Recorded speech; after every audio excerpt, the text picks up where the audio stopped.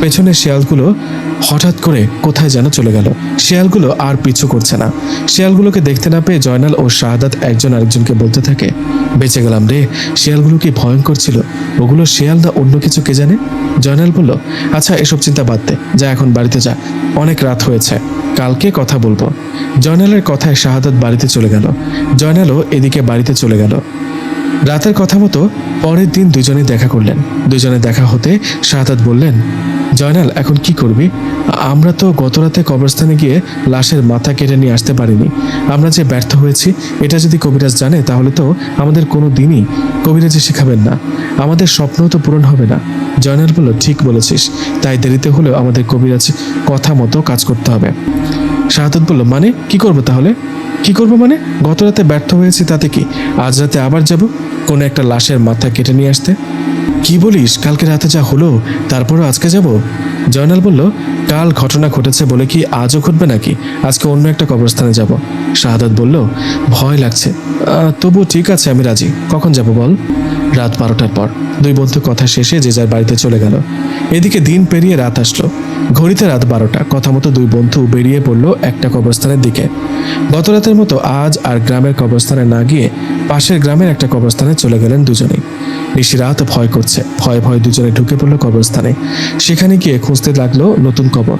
আজ আর বেশিক্ষণ খুঁজতে হলো না, শুরুতে একটা নতুন কবর পেয়ে গেল। নতুন কবর দেখে দুজনে সেটা থেকে মাটি সরাতে লাগলো। দুজনে যখন মাটি সরাচ্ছে তখন বাতাসে একটা আওয়াজ ভেসে আসলো। মনে হচ্ছে কেউ ফিসফিস করে বলছে, চলে যা, চলে যা, বাঁচবি না, পালা এখান থেকে। আওয়াজটা পেয়ে দুজনে আশেপাশে ঘুরে দেখলেন, কিন্তু কাউকে দেখতে পেল না। কাউকে দেখতে না পেয়ে দুজনে আবারও মাটি সরাতে লাগলো। মাটি সরাতে সরাতে একসময় কবরে থাকা লাশটিকে দেখতে পেল। এটা একটা মহিলার লাশ।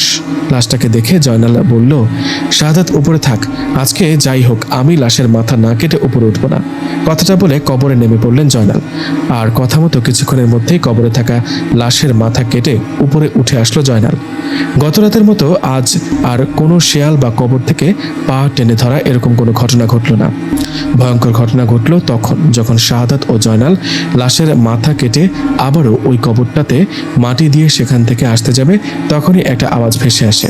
কেউ একটা ভয়ানক কণ্ঠে বলে, কিরে কোথায় যাচ্ছিস আমার মাথাটা নিয়ে? কথাটা শুনে দুজনেই ভীষণ ভয়ে ভয়ে এদিক সেদিক তাকাতে থাকে। শরীর কাঁপতে থাকে দুজনের। আওয়াজটা কোথা থেকে আসছে, কে বলছে? সামনে তো কাউকে দেখতে পাচ্ছি না। এমন অবস্থায় দুজনে খেয়াল করেন খুব ভয়ঙ্কর একটা দৃশ্য। দুজনে দেখেন ভয়ঙ্কর রূপে কথা বলছে সেটা আর কেউ না, তাদের সাথে থাকা কাঁটা মাথাটা। এটা কিভাবে হতে পারে? কাটা মাথা কিভাবে কথা বলছে? এই দৃশ্য দেখে জয়নালের হাতে থাকা কাটা মাথাটা ছুঁড়ে ফেলেন মাটিতে। মাটিতে ছুঁড়ে ফেলে দুজন পালাতে যাবে, ঠিক তখনই ঘটে আরেকটা ভয়ের ঘটনা। দুজনে পালাতে যাবে তখনই তাদের সামনে এসে দাঁড়িয়ে পড়ে মাথা ছাড়া একটা অবয়ব। এটা কি দেখলাম? মাথাবিহীন শরীর কিভাবে দাঁড়িয়ে আছে, কিভাবে হাঁটছে? এই দৃশ্য দেখে শাহাদাত সেখানে জ্ঞান হারিয়ে পড়ে যায়। শাহাদাত জ্ঞান হারিয়ে পড়ার সামনে থাকা সেই মাথাবিহীন অবয়বটা জয়নালের দিকে এগিয়ে আসতে শুরু করলো। ঠিক তখনই শাহাদাতের মতো জয়নালও জ্ঞান হারিয়ে মাটিতে পড়ে গেল।